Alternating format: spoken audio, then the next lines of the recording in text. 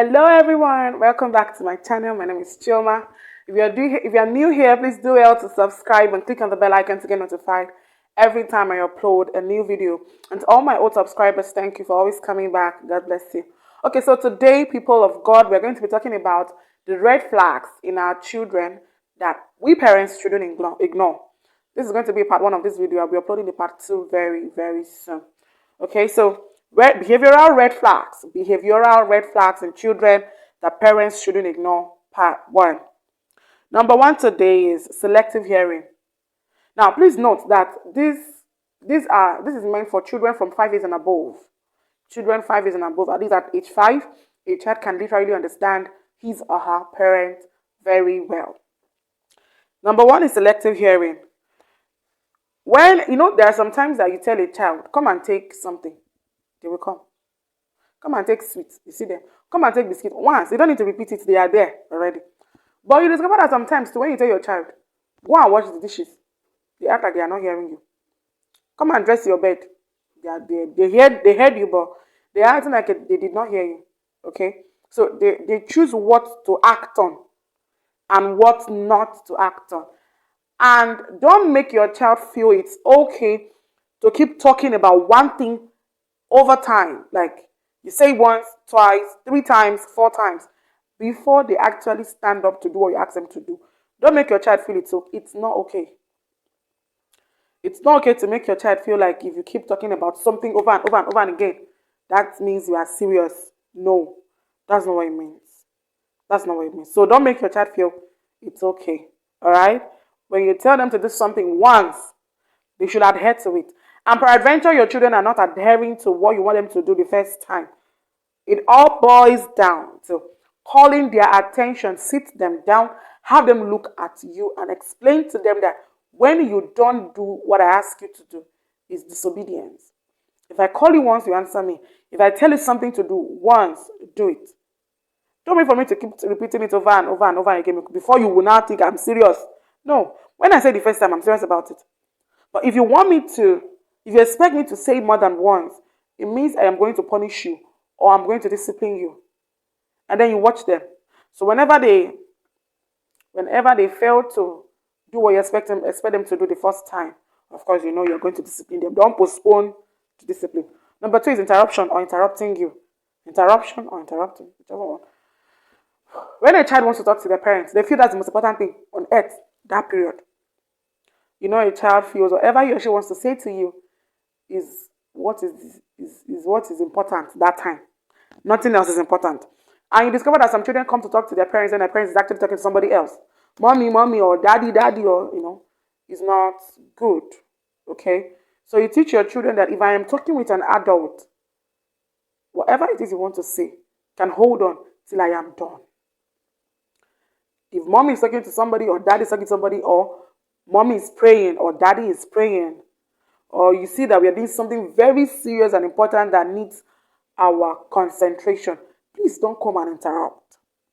But if what you want to say to me, or what you want to say to daddy is very, very important that you cannot keep it, come to me and then tell me, mommy, please excuse me, or daddy, please excuse me, so that I can either give you audience, or I'll tell you to step back and wait for me.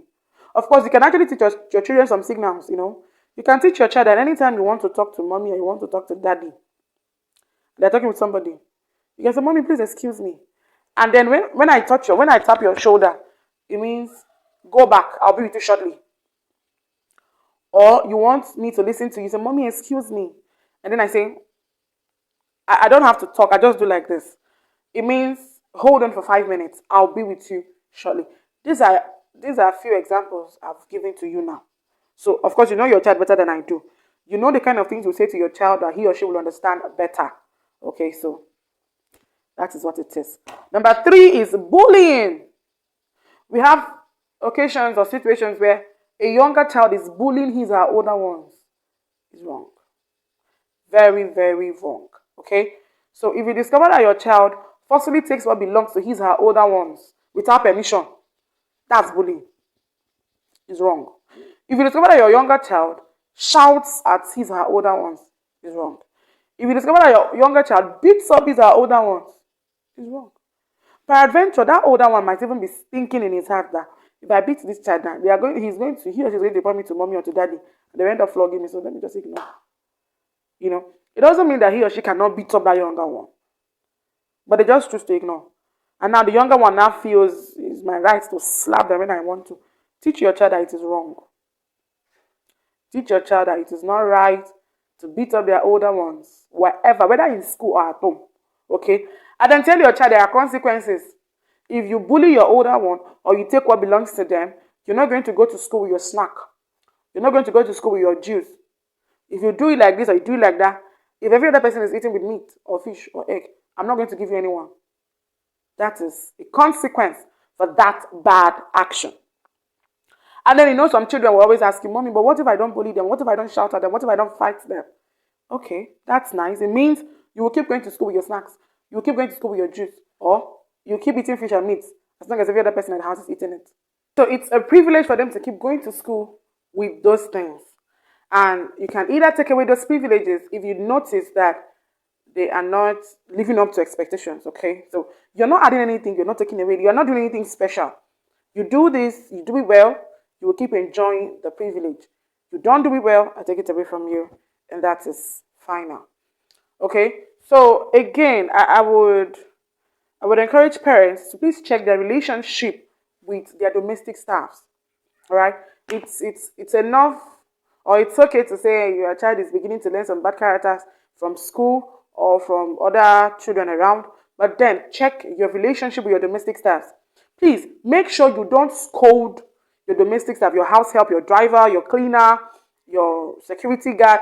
Don't scold them in front of your children. And if it's somebody you need to flog, some house helps sometimes. If they're about 16, 17, 18, of course you can still flog them. If what they have done is it's something you cannot bear. I don't support child abuse. No, I don't. Okay, I don't. So, but don't do it in front of your children. They are learning. Don't always shout down the whole house in front of your children. They are learning. I'm sure you're not going to be proud to hear your children say they learned something bad from you. You're not going to be proud to hear your children say this bad character that mommy has been complaining about is what we learned from her or is what we learned from daddy. You're not going to be proud to hear that kind of thing. So please don't do it. They are learning from you. You are not directly teaching them. But they are learning, okay? They are. Then again, please intimate the teachers, your children's school teachers, about some behaviors you have noticed in your children that is not right, that you don't like, okay? So when their teachers see them displaying that kind of attitude in school, they caution them. And if your children keep hearing the same discipline language in school and at home, they are going to change. They will know that this particular behavior of mine is not tolerated anywhere, so they are just going to change. They are going to change, okay? And again, there are some things your children do that should be ignored, especially when your child is trying to get your attention the wrong way. Some children, when they want to get their parents' attention, they throw some tantrums or they cry or do something just to make sure their parents gives them full attention. But when your child wants to get your attention the wrong way, you can just ignore.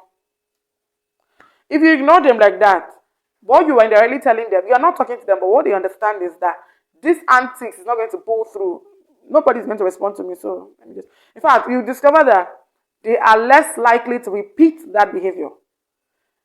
If they're trying to get your attention the wrong way, or they're trying to do something that these children are just being dramatic and like, let me just ignore. They may not repeat it again. But you are not supposed to overlook everything. There are some things you should not overlook. Of course, when your child is doing it repeatedly, you know that this one is gradually going out of drama. It's gradually becoming a part of them. So you call them back to order. All right? So don't forget, this is the part 1 of the red flags, behavioral red flags in children that parents should not ignore. Please watch out for part 2. Thank you so much for watching. If you're new, do well to subscribe and hit on the bell icon to get notified every time I upload a new video. And to all my old subscribers, thank you for always stopping by.